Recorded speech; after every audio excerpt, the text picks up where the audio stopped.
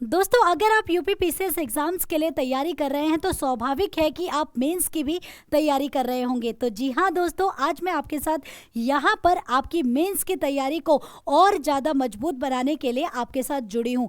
दोस्तों, एक बात हमेशा याद रखिएगा, अगर आप यूपीपीसीएस जैसे बड़े और कठिन एग्जाम्स की तैयारी करते हैं, ठीक है, बहुत ही मतलब एक हाईएस्ट परीक्षाओं में से एक है, तो अगर आप ऐसी परीक्षाओं की तैयारी करते हैं तो आपको बहुत ज़्यादा समर्पण, ठीक है, निरंतरता और ऐसे बड़ी बड़ी चीज़ों की बहुत ज़्यादा ज़रूरत होती है। आई थिंक आपको समर्पित होकर उस सब्जेक्ट के बारे में देखना पड़ेगा, उन्हें उन चीज़ों को समझना पड़ेगा।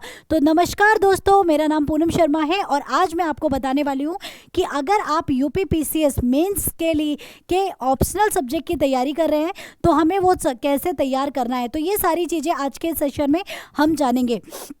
तो दोस्तों, मैं आपसे यहाँ पे बता दूं, एक बार मैं आपसे एक चीज़ थोड़ा सा डिस्कस करना चाहूँगी। एक बार हम मेंस का एग्ज़ाम पैटर्न देखेंगे, देन फिर हम यहाँ पे तैयारी की बात करेंगे। तो दोस्तों, हम सभी को पता है कि हमारे प्री के एग्ज़ाम में 2 पेपर आते हैं, 2-2 घंटे के, पर बल्कि मेंस के एग्ज़ाम में कितने 8 पेपर आते हैं। ठीक है, तो भाई अगर आप प्री कैसे तैसे पास कर भी लेते हैं तो भाई मेंस में आप कैसे तैसे नहीं कर सकते हैं। वैसे तो प्री भी नहीं कर सकते हैं, पर फिर भी एक्सट्रीम किसी की किस्मत बहुत ज़्यादा तगड़ी है एक्सट्रीम लेवल तक, तो भाई प्री क्वालिफाई हो सकता है, पर मेंस एक्सट्रीम किस्मत में भी क्वालिफाई नहीं होगा।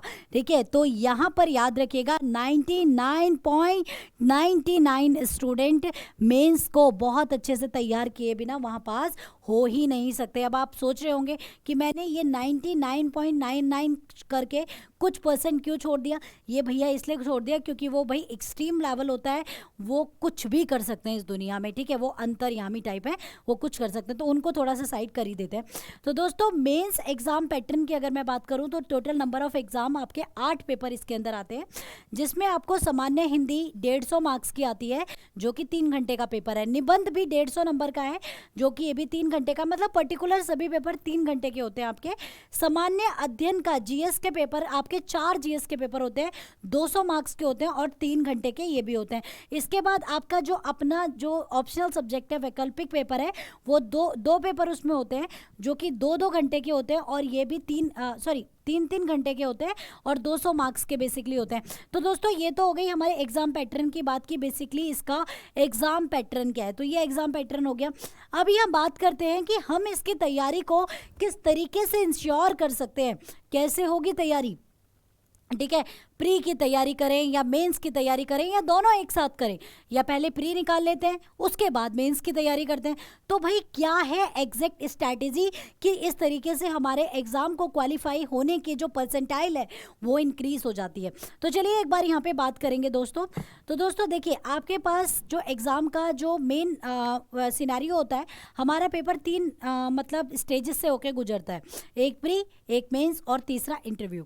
तो सबसे पहले मैं प्री की बात करूं तो प्री का पेपर जो होता है ना, उसके लिए तो सभी लोग तैयारी करते हैं, पीटी का अपने पेपर के लिए सब तैयारी करते हैं, और नो डाउट इस पेपर को इतना ज़्यादा मजबूती से आपको तैयार करना पड़ता है कि मैं आपको बता नहीं सकती। बहुत मजबूती के साथ आपको ये एग्ज़ाम तैयार करना पड़ेगा।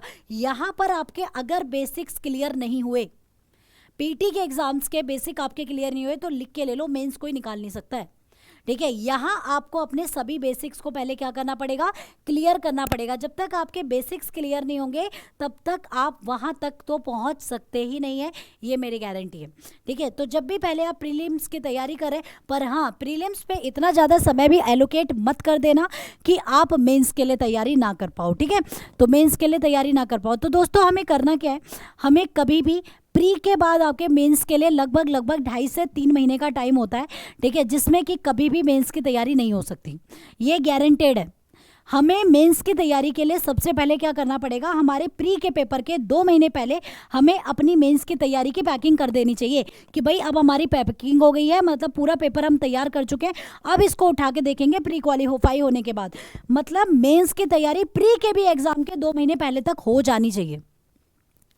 अगर आप एक सिंसियर स्टूडेंट हैं तो इसके लिए आपको 1 से 1.5 साल का टाइम एलोकेशन लगता ही है, प्री और मेंस दोनों को तैयार करने के लिए। एक नॉर्मल टाइम पीरियड 1 से 1.5 साल होता है इसके लिए कि भैया इतना टाइम आपको बेसिकली एलोकेट करना पड़ता है पूरा सिलेबस के साथ पढ़ने के लिए, ठीक है। तो आप वहाँ पे क्या कर दो, अपनी प्री की तैयारी मतलब 2 महीने पहले ही उसका पैकअप कर दो कि भैया मेरी प्री की तैयारी होगी, क्योंकि अगर आप मेंस की तैयारी के लिए रुकेंगे प्री के बाद तो आपके पास टाइम नहीं होगा।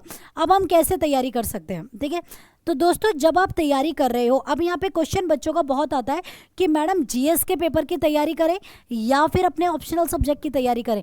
तो दोस्तों देखो करनी तो दोनों ही है ना, तो दोनों ही करनी है। तो पहले अपने ऑप्शनल सब्जेक्ट को ही मजबूत बनाओ, पहले जीएस को मजबूत बनाओ, ठीक है। ऑप्शनल सब्जेक्ट मजबूत बनाना है, पर लेकिन हमें जीएस भी नहीं छोड़ना, 4 पेपर आने हैं जीएस के। तो जीएस में से कुछ ऐसे टॉपिक्स को छोड़ दो जैसे कि वर्ल्ड हिस्ट्री हो गया या कुछ कल्चर के टॉपिक हो गए, है ना, या हेरिटेज। ये सारे टॉपिक्स क्या आते हैं, प्री में नहीं आते, ये सीधा मेंस में आते हैं। तो इनके कुछ टॉपिक्स को छोड़कर उन टॉपिक्स को हम मेंस प्री के एग्जाम क्वालिफाई होगा वहां तक हम उन्हें रख लेंगे, ठीक है। तो वहां पर हम उन पेपर्स को पढ़ लेंगे या उनको देख लेंगे। हमें यहाँ पे क्या करना है, सबसे पहले हमें क्या करना है कि अपने जीएस पेपर के लिए जब आप शुरुआत में तैयारी कर रहे होते हो तो हम हमेशा बोलते हैं कि एटलीस्ट 6 आवर्स आपको देने हैं मतलब जीएस पेपर पे। तो जब आपको इतना टाइम एलोकेट आप करने लग गए, आप 8 से 9 घंटे तक टाइम एलोकेट या वहाँ पे बैठने वाले स्टूडेंट बन चुके हैं, या आपको लगता है कि आप 7 घंटे 8 घंटे एलोकेट कर सकते हो पर्टिकुलर सब्जेक्ट पे, तो आपको अपना जीएस के साथ ऑप्शनल सब्जेक्ट को जोड़ना पड़ेगा। 6 घंटे आप क्या कर लो, जीएस पेपर कर लो, उसमें 4 घंटे अपने ऑप्शनल सब्जेक्ट के लगा लो। तो यहाँ पे क्या करना पड़ेगा, फिर आपको उसमें ऐड होना पड़ेगा, फिर ऐड ऑन होना स्टार्ट करिए। पर ये आप जब कर पाओगे जब आप जब जीएस के पेपर के लिए बैठोगे और जीएस के पेपर में आप 8 से 9 घंटे का समय एलोकेट करने के पूरी तरीके से योग्य होंगे। तो उसमें से थोड़ा टाइम डिडक्ट करके जीएस का पोर्शन थोड़ा सा कम कर, मतलब उसका टाइम कम करके उसे एलोकेट कर दो किसमें, ऑप्शनल सब्जेक्ट में। ये एक बेटर तरीका होता है। दोस्तों कभी मत सोचना कि पेपर की तैयारी आफ्टर प्री करेंगे, प्री आप अगर करेंगे तो ये गारंटी है कि 99.99 आपका पेपर कभी क्वालिफाई नहीं होगा। बाकी का बचा मतलब 0.11% तो भाई वो एक्सट्रीम लेवल होते हैं, उनकी कोई भी वो नहीं कर सकता, उनका लेवल अलग होता है। तो अगर आपको तैयारी करनी है तो यहाँ तक आपको इस तैयारी के साथ चलना पड़ेगा। दोस्तों पेपर आपको पता ही है कितने पेपर होने हैं, तो शुरुआत से ही तैयारी करनी पड़ेगी। इवन पीटी के पेपर के 2 महीने पहले तैयारी को पैकिंग करना पड़ेगा, और उसे वहाँ पर आप जब खोलेंगे तो उसे आफ्टर प्री के पेपर के बाद खोलेंगे। उन चीज़ों को छोड़ सकते हैं जो प्री में नहीं आती हैं, ठीक है। कौन सी चीज़ें हम छोड़ सकते हैं कि भैया इतना सारा सिलेबस है, प्री के पेपर में कौन से छोड़ सकते हैं, जो चीज़ें पेपर में प्री के एग्जाम्स में नहीं आती हैं उन चीज़ों को छोड़ दीजिए। पर इतना भी मत छोड़ना कि 3 महीने में आप पे इतना बर्डन है कि भाई मेंस के लिए ऑप्शनल सब्जेक्ट की भी पूरी रिवीजन करनी है और साथ ही साथ जीएस के पेपर्स की भी रिवीजन करनी है, ठीक है। तो आपको जो टाइम छोड़ना है, ठीक है, टाइम छोड़ना है, सब्जेक्ट छोड़ना है, वो इतना ज़्यादा नहीं छोड़ना कि उस टाइम पीरियड में उसी में समय निकल जाए, ठीक है। तो आप थोड़े थोड़े सब्जेक्ट करके उसमें छोड़ दीजिए और देन फिर आगे बढ़िए, ओके। तो गाइज जैसे कि वर्ल्ड हिस्ट्री है, कल्चर का है, हेरिटेज का है, बहुत सारे ऐसे टॉपिक हैं जो प्री में आते ही नहीं हैं। तो जो प्री में नहीं आते उनको छोड़ दीजिए कुछ टॉपिक को, पर ऐसा नहीं कि पूरी इतना सारा सिलेबस छोड़ दिया, ये भी बाद में करूँगा, वो भी बाद में करूँगा, वो भी बाद में करूँगा, तो वो आपको नहीं करना, ठीक है। इसके साथ साथ आपको क्या करना है, इसके साथ साथ आपको कुछ टेस्ट सीरीज भी लगानी होंगी। क्यों लगानी होंगी, क्योंकि बच्चे देखिए वर्णनात्मक होता है मेंस का पेपर। वर्णनात्मक मतलब आपको सभी चीज़ें डिटेल्स में देनी पड़ती हैं। तो जब भी आप आंसर राइटिंग करें तो सबसे पहले आप कुछ टेस्ट सीरीज का भी मदद ले सकते हैं, जिससे कि आप ये समझ पाएँ कि करंट ट्रेंड क्या चल रहा है, ठीक है। ज़्यादातर आपको अगर आप मेंस की तैयारी कर रहे हैं तो आर्थिक स्थितियों पर गौर कीजिएगा, ठीक है। आर्थिक स्थितियों पर बहुत ज़्यादा गौर करने की आवश्यकता होती है इस कंडीशन में।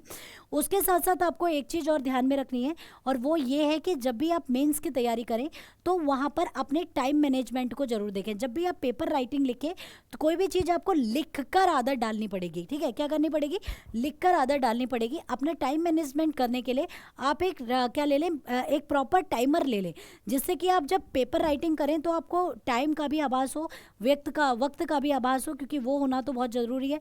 वक्त निकल के वापस तो आने का है नहीं, है ना। तो वक्त का आभास होना उसमें ज़रूरी है।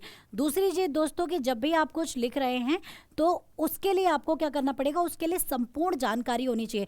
अगर मैं बहुत जो लोग क्वालिफाई करते हैं या जो अच्छे अच्छे रैंक्स लेते हैं, उनसे कई बार बातचीत होने के बाद ये पता लगता है कि वो अपनी आंसर राइटिंग में कुछ ऐसा यूनिक देते हैं जिससे कि उनका सिलेक्शन होता है। तो वो यूनिकनेस कुछ ऐसी है कि वो कभी भी बड़े बड़े पैरा लिखने में बिलीव नहीं करते, वो हमेशा पॉइंट टू पॉइंट लिखने में बिलीव करते हैं। वो किसी भी चीज़ को लंबा नहीं खींचते, वो किसी भी हर चीज़ को समराइज्ड वे में लिखने की कोशिश करते हैं। तो ये एक तरीका होता है जिसको आप फॉलो कर सकते हैं। आंसर राइटिंग कभी भी 1 या 2 दिन या 1 महीने में नहीं सुधरती है, वो आप प्री की तैयारी के समय से ही स्टार्ट कर दें। अपने प्री के जब आप तैयारी कर रहे हैं तो अपने नोट्स जब बना रहे हैं आप लोग, उन्हीं नोट्स को इस तरीके से बनाएं कि आपका कुछ लेखन सुधर पाए। ठीक है, तो लेखन सुधर पाएगा तो आप मेंस तक पहुंच पाएंगे। सो वेल गाइज, ये सभी चीज़ें आप अगर ध्यान में रखते हैं तो 100% इंश्योर है कि आपकी तैयारी बहुत ज़्यादा बेहतर रूप से हो जाएगी और आपके सब्जेक्ट को भी बहुत स्ट्रांगनेस मिलेगी। तो भैया समर्पण तो लेना पड़ेगा, निरंतरता बनाए रखनी पड़ेगी और अपने पे बहुत ज़्यादा आत्मविश्वास रखना पड़ेगा। ठीक है, जब भी हम इस पेपर को क्वालिफाई कर सकते हैं। तो दोस्तों, यहाँ पर मैं आप सभी से विदा लूँगी, मिलूंगी आपके साथ अगले किसी सेशन में, यानी कि नेक्स्ट सेशन में। Thank you so much guys, with lots of love and care. Thank you so much and take care.